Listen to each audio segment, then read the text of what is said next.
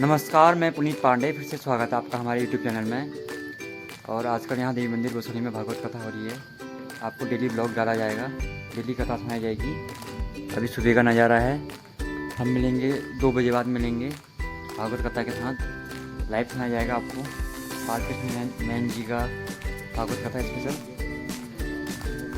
अभी हम देवी मंदिर बसोली में हैं। सुबह का नज़ारा है। 2 बजे बाद मिलते हैं। धन्यवाद।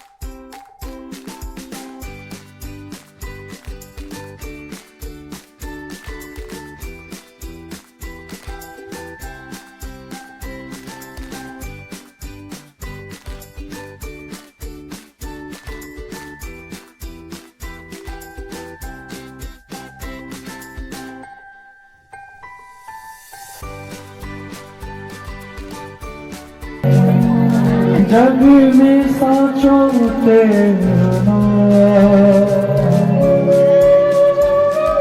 हे राम हे राम हे राम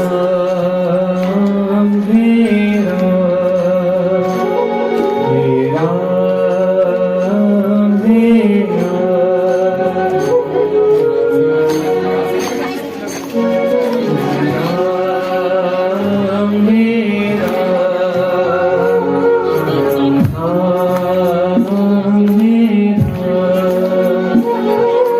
जग में साचो तेरो नाम, हे राम हे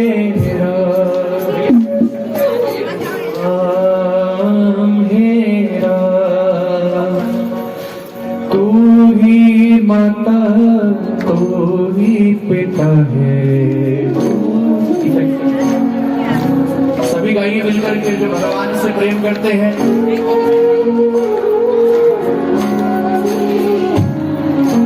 तू ही माता तू ही पिता है।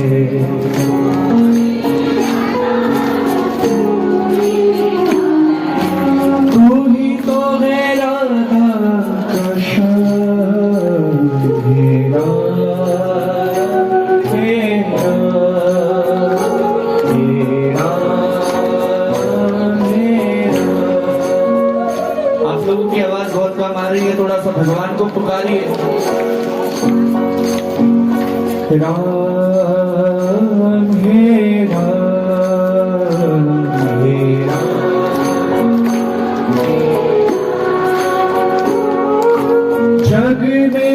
सो तेरो नाम हे राम हे राम हे राम हे राम।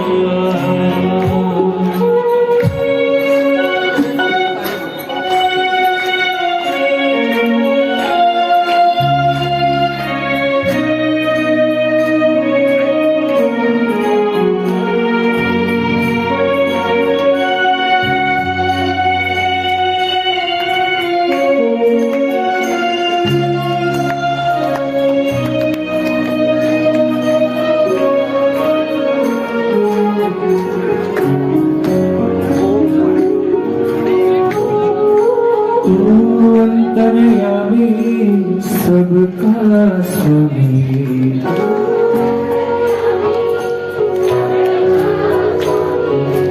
तू अंतर्यामी सबका स्वामी,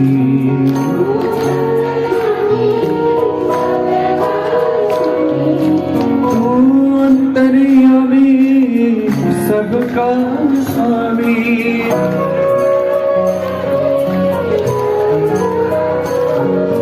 तू अंतर्यामी सबका स्वामी, तू अंतर्यामी। तेरे चरणों में चारों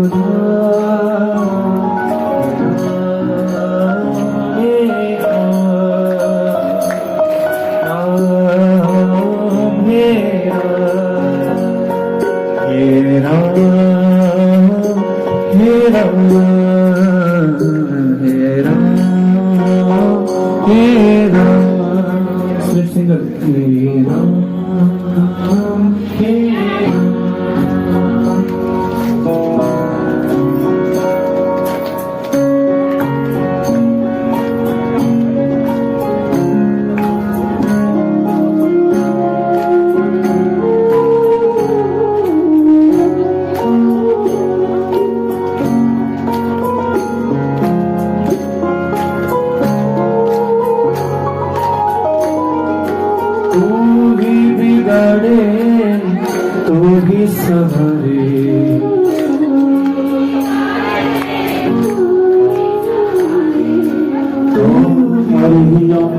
ओम स्वस्ति न इंद्रो वृहस्पतिर्वाः स्वस्ति नः पूर्वा विश्ववेदाः स्वस्ति नस्तार्क्ष्यो वर्षनेमिः स्वस्ति नो मातरः शुभं जावानो विदधि गोजन्मयः अग्निर्जीवा मानवः सूरजगतो विश्वेनो देवा अवसादमन्यः भद्रं कर्णेभिः शृणुयाम देवा भद्रं पश्येमाक्षभिर्यजत्राः स्थिरैरङ्गे तुष्टिदागुं स्वस्तनो भृगसेमहि देव हितं यदायुः शतमिन्न शरदो अन्ति देवा यद्रान्न शकरा जरसन्तु नो नाम मुद्रासु चित्रपितरो भवन्ति मानो मद्यारीरिखता युर्हन्तोः अधिकृभ्यो यदतिरन्तरिक्षमधिकृमाता सविता सपुत्रः विश्वे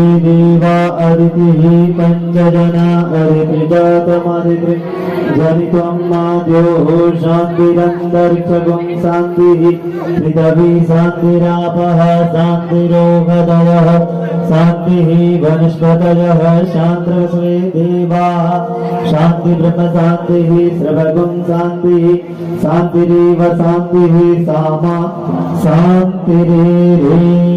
ओम शान्तिः शान्तिः सुशान्तिर्भवतु। सभी मिलकर के भगवान का नाम तू भी बिगड़े तू भी सवारे, तू भी बिगड़े तू भी सवारे। देव जी बड़ी चर्चा करें व्यास जी के साथ। व्यास जी ने बहुत समझाया, लेकिन तब सुखदेव जी ने कहा किम सुखम मानुषम लोके ब्रूहि तात निराममं दुःख विद्धम सुखम प्रज्ञा न विदन्ति सुखम किल। कितनी अद्भुत बात शिवदेव जी ने कही। शिवदेव जी कह रहे हैं पिताजी संसार तो दुखालय है, इसमें सुख नहीं है। इसलिए भगवान गीता में कह रहे हैं सुखालयम शाश्वतम, संसार में तो दुख ही दुख है, सुख तो केवल मुझ में है। अच्छा, आप और हम लोग संसार में सुख खोजते हैं, सुख ढूंढते हैं। हमें लगता है कि यहाँ सुख नहीं मिलेगा, वहां मिलेगा, वहां नहीं मिलेगा, वहां मिलेगा, ऐसा लगता है। और हम संसार में भागते रहते हैं, काम करते रहते हैं, लेकिन ये पता नहीं चलता। अच्छा आप बताओ, हर व्यक्ति को लगता है, जब बचपन में आप लोग छोटे रहे होंगे तब लगता था कि महाराज 10वीं पास हो जाए तब तो सुख ही सुख है। फिर 10वीं को पास कर लिया, फिर क्या सोचा कि 12वीं हो जाएगा तो सुख ही सुख है। 12वीं पास कर लिया, फिर लगा कि नौकरी लग जाए तब तो सुख ही सुख है। नौकरी भी लग गई, तब लगा कि विवाह हो जाए तब तो सुख ही सुख है। लेकिन महाराज जीवन की यात्रा चलती जा रही, लेकिन अब तक सुख मिला कहीं सुख नहीं मिला। दूर से दृष्टिगोचर होता है। इसलिए हमारे यहाँ संसार को ऋषियों ने मृग मरीचिका कहा है। मृग मरीचिका आप जानते हैं? मृग मरीचिका का अर्थ होता है, आप कभी राजस्थान जाइएगा, आप में से कोई राजस्थान गया है कभी? राजस्थान, अच्छा आप राजस्थान जाइएगा कभी। आप राजस्थान में जाएंगे तो रेत के टीले, बड़े बड़े टीले होते हैं रेगिस्तान में, वहां पे तो आप दूर से देखेंगे तो ऐसा लगेगा कि सामने बहुत सारा पानी भरा हुआ होता नहीं, दिखाई देता है। आप दूर होंगे, आपको दूर दिखाई देगा कि वहां बहुत सारा पानी है, लेकिन जब वहां पहुंचोगे तो पानी नहीं होगा, क्योंकि जो बालू है रेगिस्तान की और सूर्य की जो रश्मि है, किरण है, वो दोनों का संपर्क जब होता है तो एक भ्रम उत्पन्न होता है जल होने का। ऐसा लगता है कि वहां जल है, पर होता नहीं। कहते जो मृग रेगिस्तान में अपने झुंड से बिछड़ जाता है, वो दौड़ते दौड़ते ही मर जाता है, उसको पानी नहीं मिलता, क्योंकि वो यहाँ से देखता है, उसे लगता है सामने पानी है, दौड़ करके वहां जाता है, देखता है पानी नहीं, फिर और आगे दिखता है और आगे दिखता है, और दौड़ते दौड़ते ही मर जाता है। इसको कहते मृग मरीचिका। कहते उसी मृग मरीचिका में आप और हम सब फंसे हुए। हमको भी लगता है कि सामने सुख है, ये काम हो जाए तब तो सुख ही सुख है, लगता है ना, मकान बन जाए तब तो सुख है। लेकिन जब मकान बन गया तब पता चला कि मकान बनाने के तो 10 और दुख हैं, सुख तो है ही नहीं। फिर आगे लगा कि हमारे गाड़ी मिल जाए तब सुख है, गाड़ी मिल गई तब लगा कि इसके तो 1000 दुख है, अब सर्विस करवाओ, अब तेल भरवाओ, 1000 दुख है। तो कहने का आशय क्या है? संसार में सुख दिखाई तो देता है, पर होता, बोलो, नहीं होता, नहीं दिखाई देता है मात्र। इसलिए इसको कहते हैं मृग मरीचिका। सुखदेव जी कह रहे हैं पिताजी किम सुखम मानुष, संसार में सुख कहाँ? अच्छा आप और हम जीवन भर सुख की तलाश में हैं, सुख को खोज रहे हैं, सुख को ढूंढ रहे हैं, पर क्या सुख मिलेगा? नहीं मिलेगा। क्यों नहीं मिलेगा? अच्छा अगर मान लो अभी हम यहाँ अल्मोड़ा में, तो हम अल्मोड़ा में यमुनोत्री खोजें तो मिलेगी? यहाँ सोचें कि हम अल्मोड़ा आए, अच्छा हम आप लोगों से पूछे कि बताओ अल्मोड़ा में दिल्ली कहाँ है, तो मिलेगा ही नहीं। अरे महाराज अल्मोड़ा में दिल्ली कहाँ है? दिल्ली तो अलग है। तो वैसे ही जैसे यहाँ जो है ही नहीं उसको खोजने का कोई लाभ नहीं, वैसे ही संसार में सुख खोजने का भी कोई लाभ है ही नहीं, सुख है ही नहीं यहाँ। तो सुखदेव जी बहुत समझा रहे हैं। श्रीमद् भागवत भी आप पढ़ेंगे तो श्रीमद् भागवत में गोकर्ण जी अपने पिताजी को समझाते हैं। श्री पद्म पुराण में भी ये कथा आई है। पद्म पुराण का जो क्रिया योग सार खंड है, उस खंड में गोकर्ण चरित्र की कथा है। तो उसमें गोकर्ण जी की कथा है और गोकर्ण जी का अपने पिताजी को ज्ञान है। अभी अभी हम पद्म पुराण की कथा करके आए, तो पद्म पुराण में बड़ी दिव्य कथा है। पद्म पुराण में गोकर्ण जी अपने पिताजी को समझा, पिताजी देहे स्थिनां सरुधिरे भिमतिं त्यजत्वम् जाया सुतादिषु सदा ममतां विमुञ्च पश्यामिशं जगदिदं षडभङ्गनिष्ठम् वैराग्यरागरसिको भव भक्तिनिष्ठा धर्मं भजस्व सततं त्यज लोकधर्मा सेवस्व साधु पुरुषान् जहि कामतृष्णा अन्यास्य दोषगुणचिन्तनमासु मुक्त्वा सेवा कथारसमहो नितरां पिबत्वम्। पद्म पुराण में तो गोकर्ण जी अपने पिताजी से कह रहे हैं, न चेन्द्रस्य सुखम किंचन न सुखम चक्रवर्तिनः सुखमस्ति विरक्तस्य मुनेर एकांत जीविनः। गोकर्ण जी पिताजी से कह रहे हैं, बोले सुख कहाँ है और सुख किसको है? न चेन्द्रस्य, इंद्र को भी सुख नहीं है। न चेन्द्रस्य सुखम किंचन। आप लोगों को, हम लोगों को लगता होगा कि जो स्वर्ग के राजा है, देवता जिनके अधीन है, उनको तो सुख होना चाहिए। अच्छा बोलो, स्वर्ग में क्या नहीं है? सब सुविधाएं हैं, सब आनंद है, लेकिन फिर भी इंद्र सुखी नहीं है। न चेन्द्रस्य सुखम किंचन और न सुखम चक्रवर्तिना। महाराज बड़े बड़े राजा भी धरती पर सुखी नहीं है। तो बोले सुख किसको है? तो सुखमस्ति विरक्तस्य मुनेर एकांत जीविना। संसार में वही सुखी है। कौन? बोले जो भगवान का भक्त है। एक बड़ी सुंदर सी कथा है, इतिहास की वास्तविक कथा है।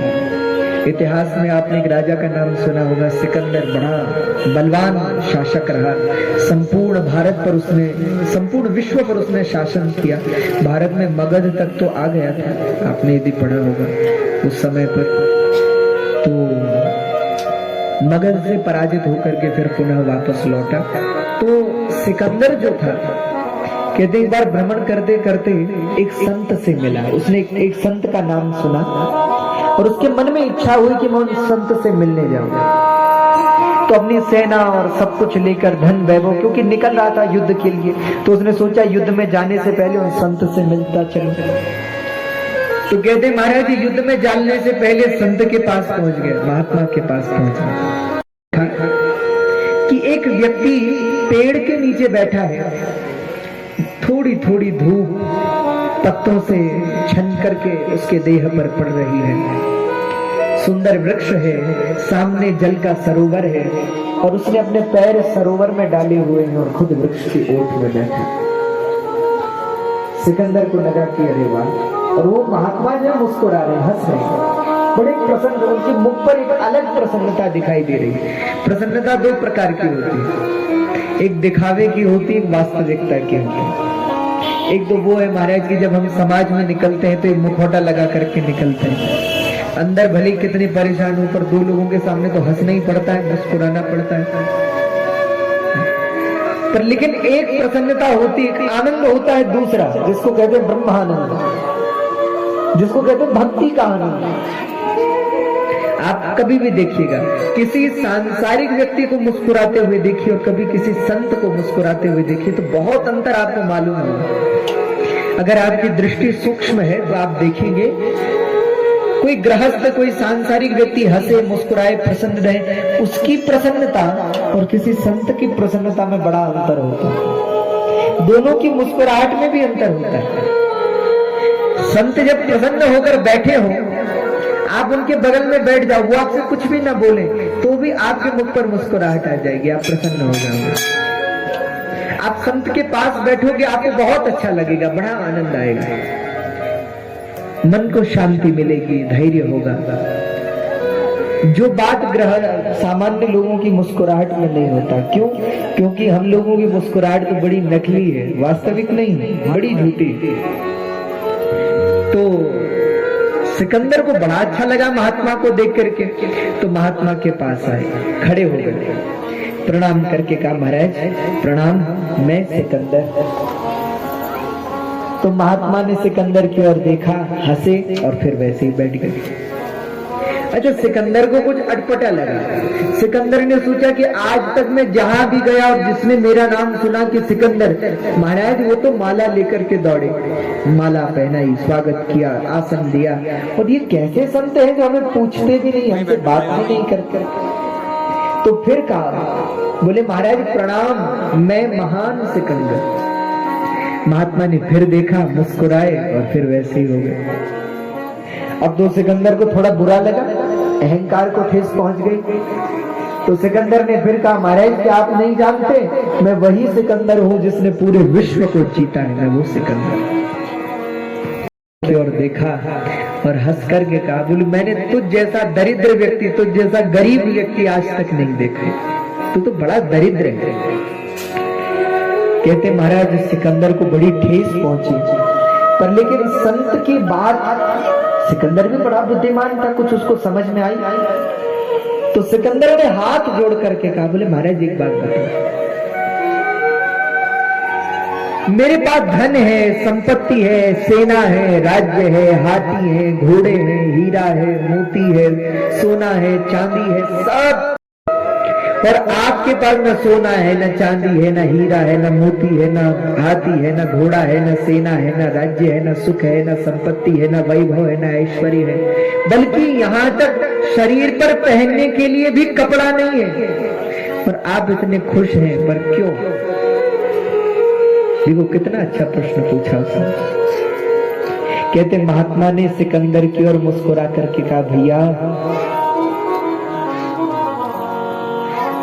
तेरे पास धन है, संपत्ति है, वैभव है, सब कुछ है, लेकिन फिर भी तुझे और चाहिए। मेरे पास कुछ नहीं है, फिर भी मुझे और कुछ नहीं चाहिए। यही अंतर है तुझ में और मुझ में। तुझे मैंने इसलिए दरिद्र कहा क्योंकि वो व्यक्ति थोड़ा गरीब है जिसे थोड़ा चाहिए, वो व्यक्ति बहुत गरीब है जिसे बहुत चाहिए, लेकिन तुझ जैसा गरीब कौन होगा जिसे पूरी दुनिया चाहिए? तेरी तो इच्छाएं ज्यादा है, इसलिए तो सबसे बड़ा दरिद्र है। इसलिए भैया नचेंद्रस्य सुखम किंचन, जगत में आपको लगता होगा ना कि ये लोग बड़े खुश दिखाई दे रहे हैं, इनके पास खूब धन है, संपत्ति, ये तो खूब सुखी होंगे, पर सुख का धन और संपत्ति से लेना देना नहीं है। सुख होता है हृदय में, सुख बाहर नहीं है संसार में। बहुत समझ लेने वाली बात है, जिस सुख को खोज रहे हो वो सुख बाहर है ही नहीं। वो सुख कहाँ है जानते हो? वो सुख आपके अंदर है, आपके हृदय में। इसलिए ब्रह्मानंद जी कहते हैं, ब्रह्मानंद जी कहते हैं सुख कहाँ है? सुख हृदय में। किसी ने ब्रह्मानंद जी से कहा कि आप इतने सुखी कैसे रहते हैं, परेशान क्यों नहीं होते? ब्रह्मानंद जी ने कहा, भाई सुख और दुख का कारण है मन, मन एवं मनुष्याणाम कारणम बंध मोक्षयो। लेकिन हमारा मन हमारे पास है ही नहीं, हमारा मन तो भगवान के पास है, तो दुख कैसा है? इसलिए ब्रह्मानंद जी अपने भजन में कहते हैं, किस देवता ने आज मेरा दिल चुरा लिया, किस देवता ने मेरा दिल चुरा लिया, दुनिया की खबर ना रही, तन को भुला दिया, किस देवता ने।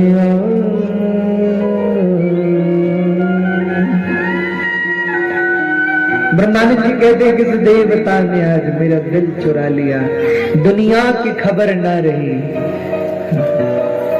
खुद को भुला दिया।